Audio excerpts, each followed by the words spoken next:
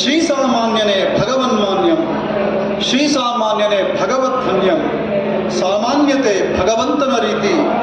ತಮ್ಮ ಶ್ರೀಸಾಮಾನ್ಯನ ದೀಕ್ಷಾಗೀತೆಯಲ್ಲಿ ರಾಷ್ಟ್ರಕವಿ ಕುವೆಂಪು ಅವರು ವ್ಯಕ್ತಪಡಿಸಿದ ಅಭಿಮತವಿದೆ. ಇದಕ್ಕಿಂತ ದೊಡ್ಡ ಮಾತು ಯಾವುದಿದೆ? ಇದಕ್ಕಿಂತ ದೊಡ್ಡ ಮಾದರಿ ಯಾವುದಿದೆ? ನಾನು ಈ ಮೂವರ ಒಂದು ಮಾದರಿಗಳನ್ನು ತಮ್ಮ ಮುಂದೆ ಇಟ್ಟಿದ್ದೇನೆ. ಒಂದು ಬಸವನ ಮಾದರಿ, ಇನ್ನೊಂದು ಹರಿಹರನ ಮಾದರಿ, ಇನ್ನೊಂದು ಕುವೆಂಪುವರ ಮಾದರಿ. ಇವರೆಲ್ಲರೂ ಕೂಡ ನಮ್ಮ ಪೂರ್ವಿಕ ಕವಿಗಳು.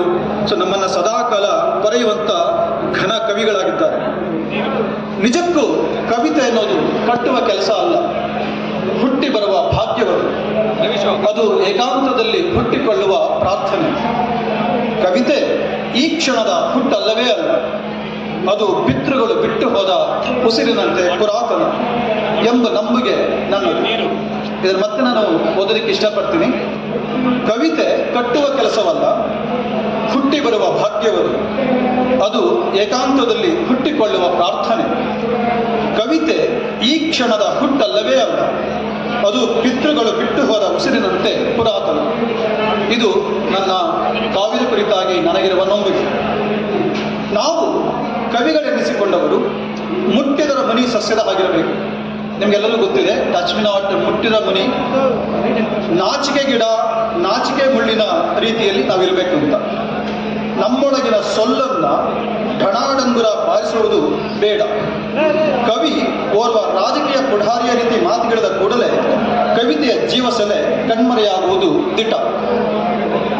ಶಾಲೆಗಳಲ್ಲಿ ಕನ್ನಡವನ್ನು ಪ್ರಧಾನವಾಗಿ ಕಲಿತ ತಲೆಮಾರು ಇನ್ನೇನು ಹೊರಟು ಹೋಗುತ್ತದೆ. ಡಾಕ್ಟರ್ ಮಾನಸ್ ಅವರಾಗಲಿ, ಮತ್ತು ನಾನಾಗಲಿ, ಮತ್ತು ಹಿರಿಯರು ಇನ್ನೂ ಅನೇಕರಿದ್ದಾರೆ. ಅವರೆಲ್ಲರೂ ಕೂಡ 1ರಿಂದ 10 ತನಕ ನಾವೆಲ್ಲರೂ ಕನ್ನಡ ಮಾಧ್ಯಮದಲ್ಲಿ ಕಲಿತು ಬಂದಂಥವರೇ ಬಹುತೇಕರು. ಈಗ ಕಾಲಮಾನ ಬದಲಾಗಿದೆ. ಹೊಸ ಜನರೇಷನ್, ಹೊಸ ತಲೆಮಾರಿನ ಮಕ್ಕಳು ಕನ್ನಡವನ್ನು ಕಲಿಯೋದು ನಿಲ್ಲಿಸಿಬಿಟ್ಟಿದ್ದಾರೆ. ಪೋಷಕರಿಗೆ ಕೂಡ ಆಸಕ್ತಿನೇ ಇಲ್ಲ.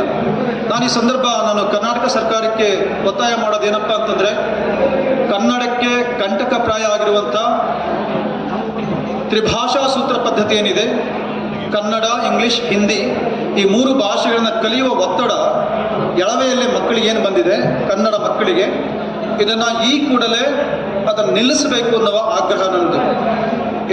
ಈ ಆಗ್ರಹವನ್ನು ಈಗಾಗಲೇ ರಾಷ್ಟ್ರಕವಿ ಕುವೆಂಪುರೇ ಹಲವು ದಶಕಗಳ ಹಿಂದೆ ಮಾಡಿದ್ದಾಗಿದೆ.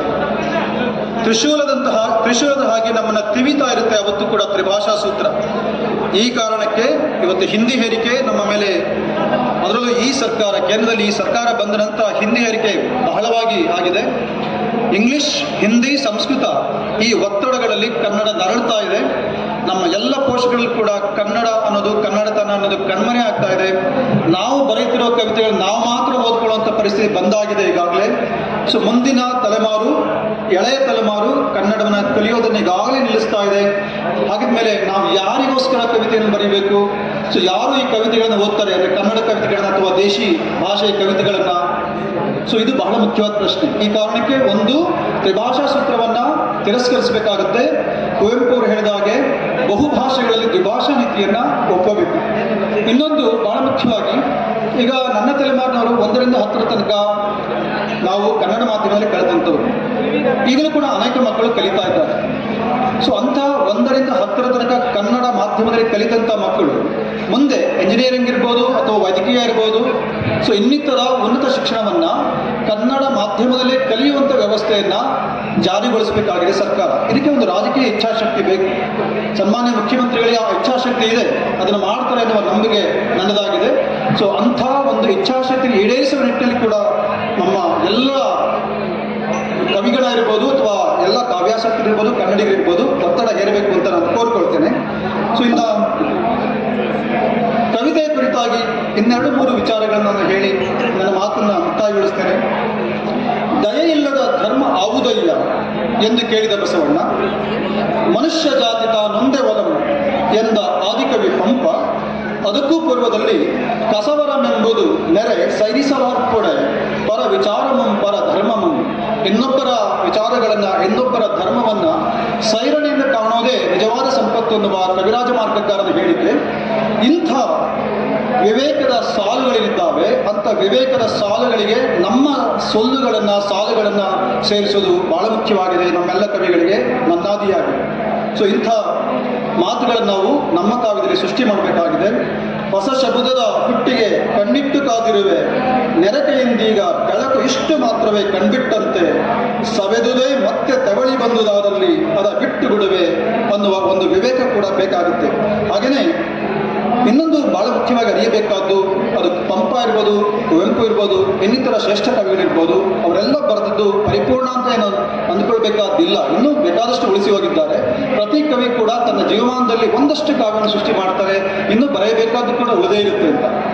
ಇನ್ನೂನು ಇದೆ ಹೇಳಲು ಎಂದಂತೆ ಇದ್ದವರು ಯಾರೂ ಹೇಳಲಾಗದೆ ಪೂರ ತೆರಳಿದರು ಸದ್ದಿಲ್ಲದೆ, ಯಾರೂ ಹೇಳರು ಇಡಿಯ. ಕೊನೆಯದಾಗಿ ಸಂಕ್ಷಿಪ್ತವಾಗಿರಬೇಕು ಮಾತು ಇವತ್ತು, ಸಂಕ್ಷಿಪ್ತವಾಗಿರಬೇಕು ಇವತ್ತು ಮಾತು, ಕತೆ ಇತ್ಯಾದಿ. ಬಾಯಿ ಬಿಟ್ಟು ಬಿಡದ ಹಾಗಿರಬೇಕು, ಅನ್ಯಾಯದ ವಿರುದ್ಧದ ಖಂಡನೆ ಇದ್ದೇ ಇರಬೇಕು. ಉದ್ದುದ್ದದ ಭೂರಿ ಭಾಷಣಕ್ಕೊಂದು ವಿರುದ್ಧದ ಕಿರುನಗೆ ಸಾಕು.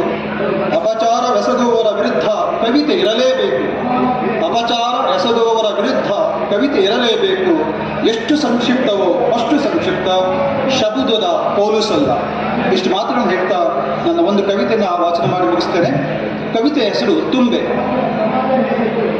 ಸೋತ ಕೈಗಳಲ್ಲಿ ದಿಕ್ಕುಗಳ ಮುಟ್ಟು, ಸೋತ ಕೈಗಳಲ್ಲಿ ದಿಕ್ಕುಗಳ ಮುಟ್ಟು, ಹಳೆ ನಾಣ್ಯಗಳ ಮೇಲೆ ದೀಪವಾರಿದ ಕಣ್ಣುಗಳ ನೆಟ್ಟು ನೆನಸು, ದಿನಮಾನಗಳ ಉಸಿರು ತವರು. ತಿರುಗುವ ತಲೆಯೊಳಗೆ 108 ದೈವಗಳು ತಮ್ಮುಳಿವಿಗೆ ಪ್ರಾರ್ಥಿಸುತ್ತಿರೆ, ತಿರುಗುವ ತಲೆಯೊಳಗೆ 108 ದೈವಗಳು ತಮ್ಮುಳಿವಿಗೆ ಪ್ರಾರ್ಥಿಸುತ್ತಿರೆ.